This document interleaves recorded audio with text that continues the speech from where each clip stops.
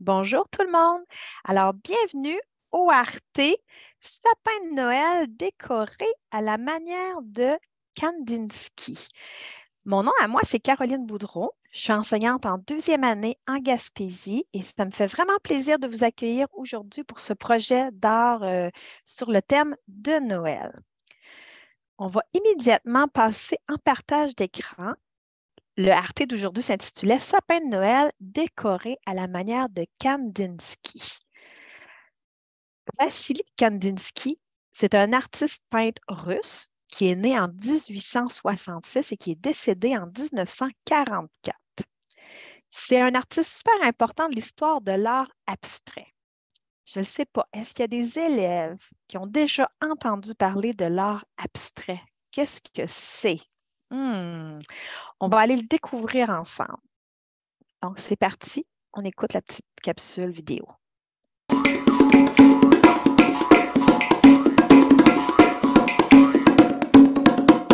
Bonjour à tous et bienvenue dans cette nouvelle émission. Je vous propose en quelques minutes d'apprendre à identifier le style d'artistes majeurs de l'histoire de l'art. Aujourd'hui, direction l'art moderne avec Vassili Kandinsky. L'artiste russe Vassili Kandinsky est considéré comme le premier peintre abstrait de l'histoire de l'art. À part quelques œuvres de ses débuts, la totalité de ses tableaux sont abstraits. Si vous êtes face à du figuratif, ce n'est pas du Kandinsky. Et si vous avez du mal à faire la différence entre abstrait et figuratif, voilà comment vous y retrouver. Si l'œuvre représente un objet issu de la réalité, c'est du figuratif. Même si l'objet est très déformé et pratiquement méconnaissable, ça reste du figuratif. Par opposition, toute œuvre qui n'évoque aucun objet issu du réel est abstraite. Kandinsky ne cherchait pas à représenter des meubles, des paysages ou des personnes. Il ne peignait que des formes qui n'avaient pas pour vocation d'évoquer un objet réel. C'est donc de l'art abstrait. Autant il y a des artistes abstraits qui n'utilisent pas beaucoup de couleurs, autant chez Kandinsky, c'est bariolé. En effet, il était fasciné par les couleurs à cause de sa synesthésie qui lui permettait de transformer les sons en couleurs. Il entendait une note ou une mélodie et paf, il lui associait visuellement une teinte. Si vous voulez en savoir plus sur la synesthésie, allez jeter un coup d'œil à l'excellent épisode de Samaï de l'art. Beaucoup de toiles de Kandinsky sont d'ailleurs inspirées par des musiques. Il cherchait à exprimer visuellement ce que certains morceaux lui faisaient ressentir intérieurement. Et tout comme il y a beaucoup de notes sur une partition, il y a beaucoup de variations colorées chez Kandinsky. Kandinsky n'était pas seulement un peintre, c'était aussi un grand théoricien de l'art qui a notamment étudié les formes. Ça lui vient en partie de son passage par le Bauhaus, une école qui, dans les années 20, a cherché à fusionner les arts plastiques et les arts appliqués, comme l'architecture. Du coup, Kandinsky s'intéresse beaucoup à la géométrie, notamment aux lignes droites, aux angles et surtout aux cercles, qui seront une de ses formes de prédilection. C'est assez simple de les repérer, puisque ces formes sont souvent peintes en noir ou d'une couleur assez tranchée pour être reconnaissables. Voilà qui conclut ce premier épisode de 3 coups de pinceau, j'espère qu'il vous a plu. Donc là, on vient de voir une vidéo qui expliquait un peu la façon dont Kandinsky faisait ses œuvres. Et on va juste en regarder quelques-unes ensemble, qu'on a vu d'ailleurs dans la vidéo. Regardez, tu sais, elle le dit très bien, il utilisait beaucoup des cercles et il ne cherchait pas à rien représenter. Donc, c'est vraiment de l'abstrait. Ici aussi, hein, des lignes, des formes, beaucoup de couleurs qu'il utilisait. Alors, l'art abstrait, c'est vraiment l'art qui ne représente pas de réalité et qui utilise la matière, la ligne, la couleur pour elle-même. On utilise ainsi ce terme pour désigner une pratique artistique ne représentant pas de sujet. Donc, ce n'est pas des objets, ce n'est pas des animaux, c'est pas rien qui existe dans la réalité. C'est vraiment quelque chose, ça le dit, d'abstrait, hein, d'imaginaire. Donc, ici, on a vraiment des formes, des couleurs. Et là, moi, je me suis posé la question, mais est-ce que notre projet de ce matin, de faire un sapin de Noël, c'est de l'art abstrait? Qu'est-ce que tu penses? Alors, la réponse, c'est non, puisque nous, on représente vraiment un objet, on représente un sapin de Noël. C'est vraiment plus nos boules de Noël qui sont faites à la manière de Kandinsky. Mais à la limite, les boules, on ne peut même pas dire qu'elles sont abstraites puisqu'elles représentent des boules. On fait juste utiliser la technique de Kandinsky pour faire notre propre projet. Et là, lui, ici, on parlait de cercle concentrique. On entend que dans concentrique, on entend centre. Hein? Donc, ce sont des cercles qui s'agrandissent toujours comme ça. On parle de cercle imparfait. Et ça, souvent, j'ai des élèves qui me disent: Ah, je ne suis pas capable de dessiner un cercle parfait. Ben, tant mieux parce que Kandinsky faisait des cercles imparfaits. Il utilisait des couleurs vives, des couleurs contrastantes. Contrastantes, ça veut dire qu'ils sont opposés. Je vais vous montrer, je suis allée chercher une roue des couleurs pour vous le montrer après. Très peu de noir ou de blanc par rapport au cercle. Il utilisait le noir quand il faisait ses lignes pour trancher, mais sinon, ce n'est pas des couleurs, ce n'est pas des teintes qu'il utilisait. Je reviens avec toi sur les couleurs contrastantes. Les couleurs contrastantes, c'est les couleurs qui sont opposées. Tiens, si je me mets, disons, ici une flèche comme ça, par exemple, le orange contraste très bien avec le bleu qui est en bas ici. Voyez-vous, dans la roue des couleurs, c'est toujours la couleur qui est complètement à l'opposé de la roue. Par exemple, si je tourne ici, oups, je vais tourner ici. Si je vais plutôt dans une teinte de rouge, c'est plutôt le vert qui contraste avec le rouge. Donc, on essaie de mettre, quand on va faire nos cercles tout à l'heure, de ne pas mettre deux couleurs une à côté de l'autre qui sont complémentaires, mais plutôt qui contrastent une avec l'autre pour bien les faire ressortir. Là, c'est plus aux enseignants que je vais parler. Moi, il y a quelques années, j'ai fait l'achat d'une roue, d'une affiche comme celle-là que j'expose dans la classe et les élèves s'y réfèrent souvent. Donc, ils regardent telle couleur. Oh, ça contraste bien avec telle couleur. Donc, c'est très aidant pour les amis qui veulent faire des dessins contrastants. Alors, ce matin, on se voit pour le projet de réalisation d'un sapin de Noël décoré à la manière de Kandinsky parce qu'on reprend sa façon de faire des cercles concentriques pour pouvoir faire nos boules de Noël. Et là, vous aviez un premier choix à faire. C'était soit de faire votre dessin sur un grand carton ou encore de plier un carton en deux pour en faire une carte de Noël. Donc, ça, c'est vraiment des choix que vous faites. Et le deuxième choix qu'on va faire tout de suite, c'est de choisir quel médium on va utiliser. Allez-vous prendre vos crayons de couleur, des pastels gras, ou vous allez y aller pour découper des morceaux dans des cartons. Sur votre carton, là, moi, ce matin, je vais faire une carte, mais que vous ayez décidé de faire une carte ou un grand sapin comme ça n'a aucune importance, d'accord? Et là, j'avais demandé au professeur de découper d'avance les cartons pour le sapin de Noël. Là, moi, j'ai pris les retailles qui me restaient au bout de mes feuilles de carton pour me faire mon sapin modèle. Donc, la première chose qu'on va faire, c'est qu'on va aller placer notre sapin sur notre carton. Ce qui est important, c'est de se laisser de la place en bas pour mettre notre pied de notre sapin et de se laisser de la place en haut pour mettre un peu comme l'étoile qui va au-dessus du sapin. Donc, ça va être la première étape à faire, les amis. Puis là, vous devez me suivre à partir de maintenant. Après ça, vous allez faire des petits choix d'artistes, mais là, pour l'instant, vous me suivez. Donc, la première chose, vous allez coller votre sapin. Moi, il est en deux morceaux. Si toi aussi, tu es en deux morceaux, ce n'est pas grave. De toute façon, on va mettre des boules un peu partout, ça va cacher. Donc, allez-y, les amis, collez votre sapin sur votre carton.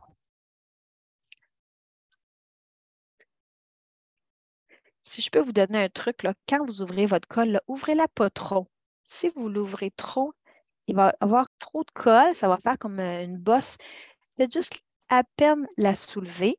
Et là, on met de la colle tout autour de la forme qu'on désire coller.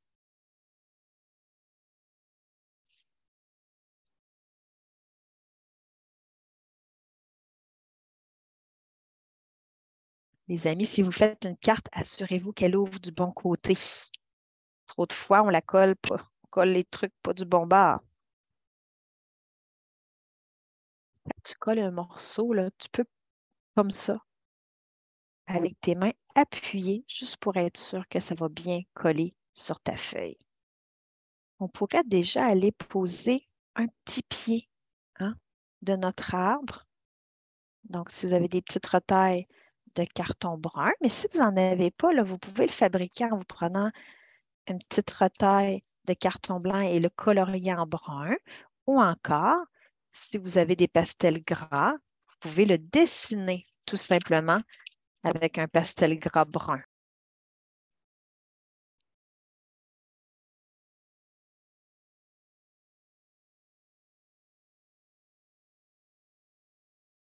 on avait donné plusieurs choix pour faire les boules de Noël. Il y a un premier choix, c'était d'y aller directement. Ah, je ne l'ai pas ici, mais je peux vous le montrer ici. C'est qu'on peut y aller directement faire nos cercles avec les pastels gras. C'est une méthode. Là, vous pouvez m'écouter tout simplement. Après ça, vous choisirez ce que vous allez décider de faire. Et là, je vais approcher ma caméra. Si vous y allez directement, on commence toujours par le cercle du centre. Et là, ce qu'on fait, c'est qu'on fait des cercles en s'en allant vers l'extérieur. On fait un deuxième cercle et on essaie, comme on a dit tout à l'heure, hein, de prendre des couleurs qui contrastent. Donc, avec le jaune, je sais que le mauve contraste bien. Là, j'ai peut-être pas de pastel. Ah, j'ai un petit pastel gras mauve. Donc, je pourrais faire le dernier comme ça en mauve. Comme ça. Alors, je pourrais y aller directement en pastel gras, direct sur le carton vert. Ça, c'est une façon de faire.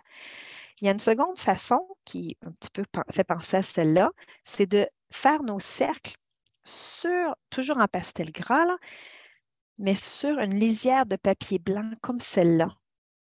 Regardez la différence entre les deux, c'est que c'est sûr que sur du blanc, les couleurs ressortent beaucoup plus que directement sur le carton vert. Donc, tout à l'heure, ceux qui vont y aller avec cette méthode-là pourront faire ce que je viens de montrer, c'est-à-dire faire une première couleur et là, s'en aller vers l'extérieur comme ça.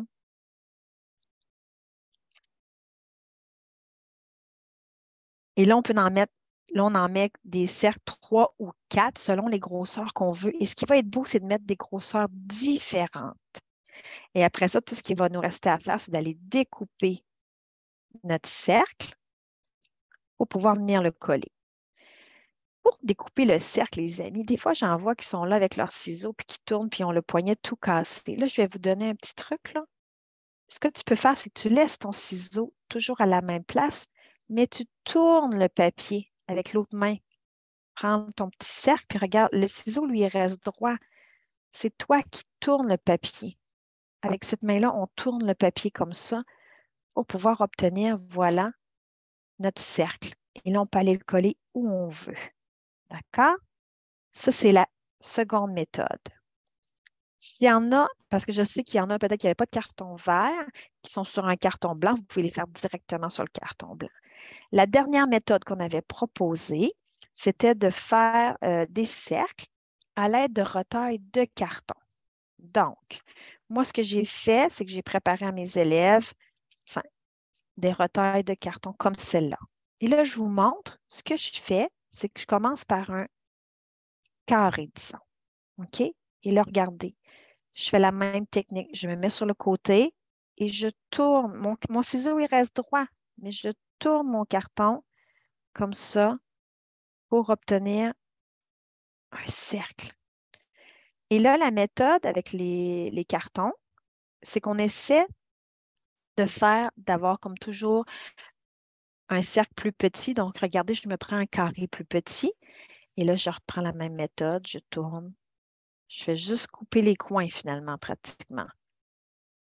En tournant comme ceci. Ah, voilà. Et là, je vais aller m'en chercher un carton. Comme vous voyez, celui-là, il serait trop grand. Fait que là, je vais aller m'en trouver. Je vais me prendre un petit morceau. Je vais me prendre un petit carré. Je le teste avant de le couper pour ne pas arriver avec une... Regardez, là, je teste mon petit carré. Ah oui, il va être parfait.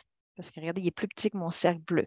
Et là, je vais aller arrondir les coins comme ça. Puis tout à l'heure, on l'a dit, là, on est en train de faire des cercles imparfaits. Donc, même si le cercle n'est pas parfait, c'est correct de même. Voilà. Et les professeurs, pour le petit cercle, ben là, si vous avez un poinçon, moi, j'ai poinçonné, hein, je me suis fait je pense même que j'avais amené mon modèle ici, voilà. Je me suis installée là, je me suis pris des cartons, j'ai fait des trous, des trous, des trous pour donner à mes élèves des petits ronds comme ça qui va être le dernier ici. Et là, on les colle un après l'autre. Donc, on colle le grand, après ça, on va coller lui, après ça, on va coller lui et on colle le tout petit en dernier. Donc, on va se donner du temps moi, je vais aussi faire mon modèle en même temps avec vous. Là, vous commencez, vous placez vos boules. Essayez de mettre des boules de grandeur différentes, des plus grosses, des plus petites. Même à la fin, on peut s'amuser à juste mettre des tout petits points ici et là. La seule chose que je ne vous ai pas montré, puis je peux vous remontrer, regardez, c'est pour l'étoile en haut ici. On peut se mettre un premier grand cercle, puis un deuxième plus petit. Les professeurs, je ne sais pas si vous en avez, mais moi, j'avais dans ma classe, je ne pense pas que je m'en suis apporté un morceau, mais j'ai dans ma classe des papiers dorés. Là, j'ai d'autres sortes de. Je ne me suis pas emmené du doré, j'ai du argent ici, là. Mais tu sais, des fois, on a comme un papier un peu métallisé. Si vous en avez du doré, on peut faire très bien le fond de l'étoile en doré et celui sur le dessus en carton jaune ou orange pour donner un effet un peu plus brillant. Donc, on se donne du temps, on bâtit notre sapin avec des boules faites à la manière de Kandinsky. Je vous montre un petit truc, les amis, que j'ai. Moi, regardez, je mets mon cercle dessus avec mon doigt. Je passe doucement comme ça sur la colle. Je trouve ça plus facile d'aller mettre la colle sur mes petits cercles, comme ça.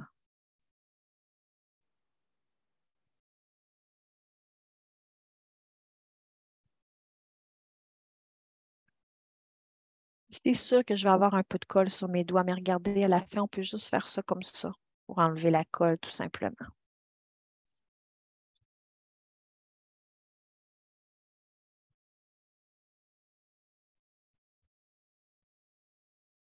Puis comme moi, tu te rends compte que tu fais un cercle qui n'est pas assez petit, tu peux le prendre pour une autre boule puis en faire un autre plus petit pour celle que tu avais besoin.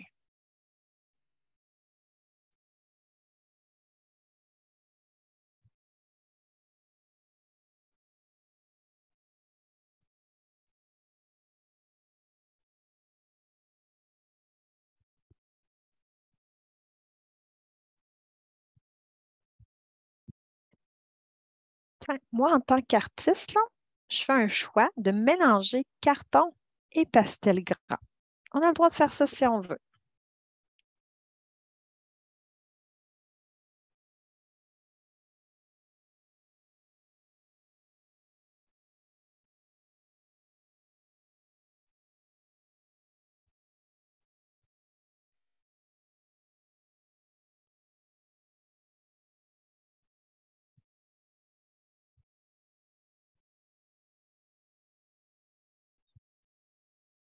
Regardez, moi, j'ai décidé de mettre un des cercles qui dépasse juste un tout petit peu, comme si je l'avais accroché sur le bord de l'arbre. J'ai le droit de faire ça aussi. Les professeurs, là, si vous avez, je ne sais pas, des petits brillants ou de la colle avec des petits brillants, tu sais, on peut se permettre d'ajouter une petite touche personnelle à notre arbre, hein. Moi, je suis là vraiment pour vous guider, vous donner un modèle, mais c'est vraiment les élèves qui sont les artistes. C'est vous autres qui choisissez qu'est-ce que vous voulez mettre dans votre sapin. Moi, je suis là juste pour vous guider. C'est sûr que ce matin, là, on voyait une technique particulière, mais comme je le dis toujours quand on fait les artés, c'est toi l'artiste, c'est toi qui choisis qu'est-ce que tu veux faire.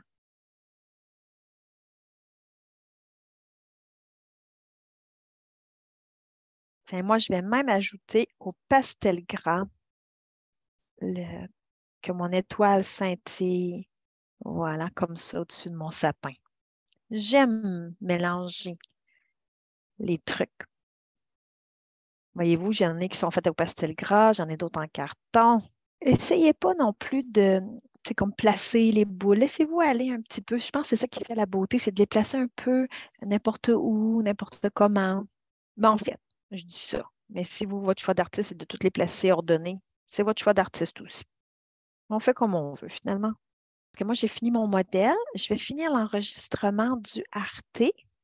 Alors voilà, le Arte sapin de Noël décoré à la manière de Kandinsky est terminé.